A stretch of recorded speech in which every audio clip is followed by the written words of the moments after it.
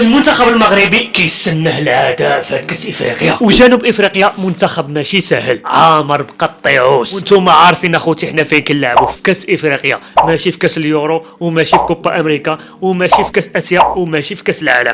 في هذا الفيديو غادي نعرفوا كلشي على مسار المنتخب المغربي في كاس افريقيا، وغادي نعطي لكم التوقع ديالي للمتاهلين من دور الثمن نهائي كاس افريقيا. يعني حاليا كاين 16 ديال الفرق عن اهلكم 8، وغادي نشوفوا مواعيد المباريات والمنتخبات اللي تاهلوا، وغنعطي لكم التشكيله ديال الوليد الركراكي اللي غادي يواجه جنوب افريقيا. يلا كمل معايا الفيديو حتى الاخر بالرجوله، وما تنساش دير تعليق. المغرب غير مرشح، المنتخبات اللي مرشحه السنغال، راس الاخضر، مصر ونيجيريا. قول لي هادشي في التعليقات، وخلي معك واحد اللايك بالرجوله. يلا بقى معايا. كما عارفين اننا حاليا كنعيشوا ثمن نهائي كاس افريقيا، والمنتخب اللي تاهلوا 16. ودابا غادي نقول لكم المنتخبات اللي تاهلوا بالزربه: انغولا، نامبيا، نيجيريا والكاميرون، وراس الاخضر وموريتانيا وجنوب افريقيا، وغينيا الاستوائيه ومصر والكونغو والسنغال، وساحل العاج ومالي وبوركينا فاسو. وما ننساوش المنتخب ديالنا المنتخب المغربي اللي طالع عليه الروايه. واللي تاهلوا في هذه الدوره ما كاين غير قطيعوس، المنتخبات الكبار ما كاينش صغار مره في هذه البطوله، الا موريتانيا اللي تاهلت بالزهر كيقولوا، هي تاهلت بالجداره والاستحقاق. وان شاء الله موريتانيا دوز هذه المره عاوتاني. وشكون اللي رول لك هذه البطوله كامله؟ هي الموزمبيق اللي تعادلت مع غانا، قالت لك صافي مصر تاهلت، الجزائر تقصت، موريتانيا تاهلت، الساحل العاج تاهل، ترونت في كاس افريقيا وما بقينا عارفين والو. حتى الناس المتوقعين والمحللين الكبار ما فهموا والو في هادشي، حيت الموزمبيق قالت لهم لا ما كتفهموا والو نتوما. المهم تحياتي للموزمبيق اللي خلت البطوله فيها شويه الحلاوه، وتحيه للجزائر اللي ردت بالخساره، وتحيه للمنتخب المغربي اللي كيقدم كره في المستوى. قافيه ها دابا نقول لكم انا عندي دير واحد اللايك اذا كنتي باقي ما درتيها. المهم دابا غنقول لكم التوقيت ديال المباريات اللي جايه. اول مباراه هي غدا السبت مع 6 العشيه، منتخب انغولا ضد نامبيا، واللي غادي يلعب مع 9 العشيه نيجيريا ضد الكاميرون. ونهار الاحد مع 6 العشيه غينيا غتواجه غينيا بيساو ومع 6 ديال العشيه، ومصر غتواجه الكونغو الديمقراطيه مع 9 ديال العشيه، يعني غتكون برده شي حاجه. ونهار الاثنين راس الاخضر ضد موريتانيا مع 6 العشيه، والسنغال ضد ساحل العاج مع 9 ديال العشيه. واخر نهار هو نهار 3 مالي ضد بوركينا فاسو مع 6 العشيه. واخر مباراه في الثمن النهائي هي المغرب ضد جنوب افريقيا مع 9 ديال العشيه، يعني غتكون برده شي حاجه خوتي. وبلا ما تقولوا لي الصهد ولا الرطوبه ولا حقه ولا المنظم ولا شي حاجه، المنتخب خاصو يفوز ضروري في هذه المباراه. وملي ربحوا هذه المباراه بلا ما يخرجوا الناس يفرحوا في الشارع يقول لك صافي المنتخب دا كاس افريقيا منتخب اهل، اما كاين لا تاهل لا والو. هذه غير مباراه الثمن، باقي الربع باقي النصف وباقي النهائي. يلا خوتي ترجلوا معنا شي حاجه. المهم دابا غنقول لكم التوقع ديالي شكون اللي غيتاهل للدور الربع النهائي. دابا كاينين 16 ديال المنتخبات، انا غادي ناهل 8. هذا التوقع غادي نستعمل المنطق ولا شيء من غير المنطق، ولكن في الدول العربيه غنستعمل شويه العاطفه. انتم عارفين اخوتي راه حنا خصنا نكبروا شي حاجه بالدول العربيه، حيت المغرب بوحدها اللي كتشرف هاد الدول كامله. يلا تكلموا اخوتي معايا وديروا الصمته واجي تشوفوا شكون اللي غيتاهل. والتوقع ديالي انتم عارفين اخوتي انا كنتوقع داك الشيء 5-5، اذا خطيت كنخطا في مباراه واحده ولا جوج. والناس اللي متبعين شحال هادي عارفين اللي كاين. في المباراه الاوليه انغولا ضد نامبيا كنرشح انغولا حيت هي المتصدره في المجموعه ديالها، ونامبيا تاهلت غير بالدرع، يعني غير بالزهر المركز الثالث في الجروب او. ومباراة ثانية نيجيريا ضد الكاميرون، هذا هو الكلاسيكو د هذه الدورة. نيجيريا واعوذ بالله من نيجيريا، وسيمين يا رباه. نيجيريا جات في المرتبة الثالثة من الجروب ب7 ديال النقط، يعني منتخب بلا ما نقول لكم. حتى الكاميرون هي المرتبه الثانيه من الجروب سي، يعني بلا ما نقول لكم منتخب متكامل مع بعضيته ويقدر يدير شي حاجه في كاس افريقيا، ولكن انا كنرشح نيجيريا. والمباراه الثالثه راس الاخضر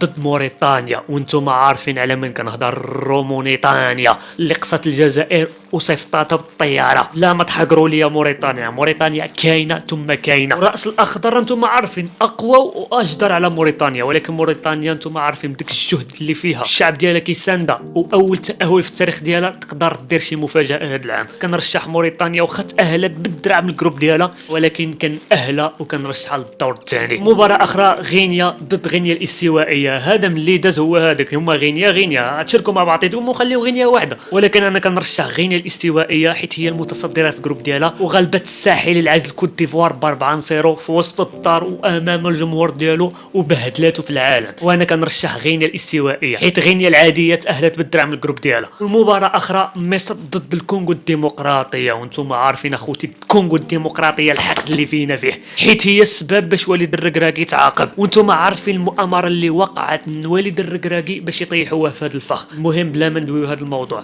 انا كنرشح مصر ان شاء الله واخا تاهلت من الجروب ديالها بالدرع ولكن عن اهلها ثم عن اهلها، وان شاء الله عاد ننتقمنا من ديك الكونغو الديمقراطيه وديك مبامبي ولا مبيمبي ولا مباكامبا يخرج باكيا مبكيا وحانيا الراس. يلا اخوتي المصريين جيبوا العز ولا كحزوا. المهم انا كنأهل المنتخب المصري. والمباراه الجايه الساحل العاج ضد السنغال، وانتم عارفين السنغال وما ادراك ما السنغال، البطله السابقه لكاس افريقيا وبطله حتى المحليين وكاينه وحاضره في هذا الكاس. يعني اخوتي كنتمنوا الساحل العاج دير شي مقاوم ولا دير شي حركه اللحيه ولا دير شي مجهود بدني وعقلي باش تفوز على السنغال، ولكن كنتمنوا تفوز السنغال عاوتاني حيت هي دوله مسلمه في القلب. والمنطق شكون اللي كيرشح؟ المنطق كيرشح السنغال حيت هي اقوى واجدر على ساحل العاج اللي تاهلت غير مورا الظهر ديال المغاربه. وعلاش انا رشحت السنغال؟ حيت السنغال اول منتخب اللي كيفوز ب3 ديال المباريات و9 ديال النقاط، حتى شي منتخب ما دارها هذا العام. المنتخب السنغالي بوحدو اللي دارها ويقدر يدير هذا العام شي مفاجاه بلا ما نقول لكم. والمباراه اخرى مالي ضد بوركينا فاسو، كنرشح مالي اخوتي ثم مالي ثم مالي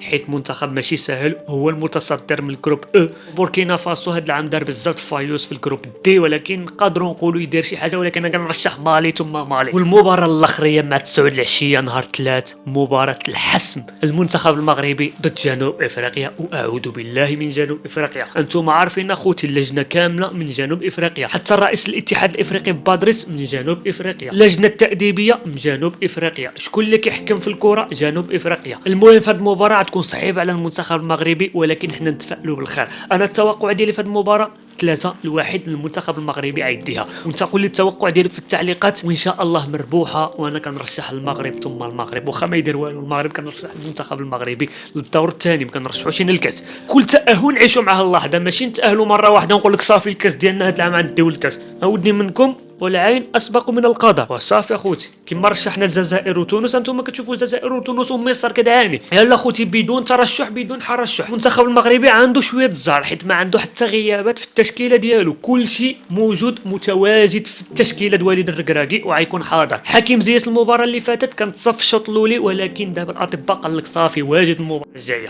موسى المزراوي صافي تعافى معافى وغيكون حاضر في المباراه الجايه. ودابا غنقول لكم التشكيله ديال وليد الركراكي اللي غنلعبوا بها ضد جنوب افريقيا.